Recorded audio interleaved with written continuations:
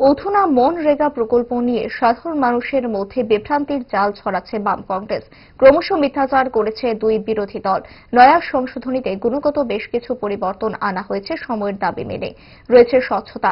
আজ আগরতলায় বিজেপির দলীয় অফিসে বসে সংবাদ মাধ্যমের মুখোমুখি হয়ে এভাবেই বিরোধীদের নিশানায় নিতে দেখা গেল রাজ্যের মন্ত্রী টিঙ্কু রায়কে।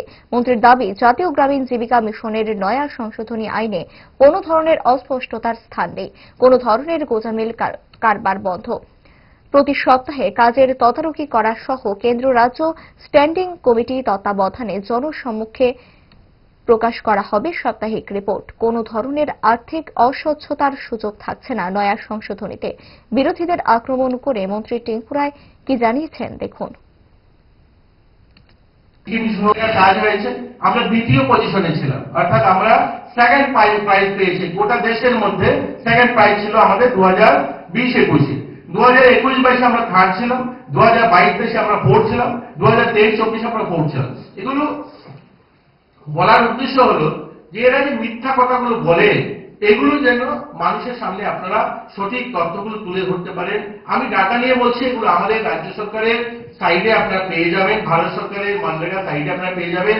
সেই ডাটা অনুসারে আমি বলছি যে এগুলো কমিউনিস্টের নেতারা, গরিব মানুষ, আমাদের শ্রমজীবী মানুষ যারা গ্রামীণ এলাকায় বসবাস করে, তাদেরকে বিভ্রান্ত করে। দেখুন, তাদেরকে তো মানুষ সারা দেশ জুড়ে বর্জন করছে। সেই কমিউনিস্ট কংগ্রেসকে দেখছেন একটা নির্বাচনের পর একটা নির্বাচনে তাদেরকে বর্জন করছে, তাদের কাছে কোনো ইস্যু নেই।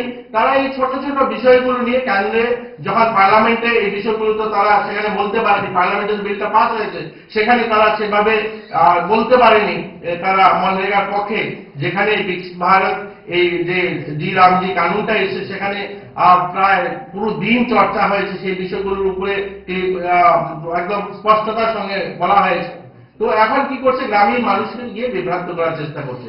যাই হোক, এর জন্য আজকে আমাদের এই প্রেসের যারা বন্ধুরা আছেন, আপনাদেরকে ডাকা হয়েছে আপনাদের সামনে এই কথাগুলো তুলে ধরার।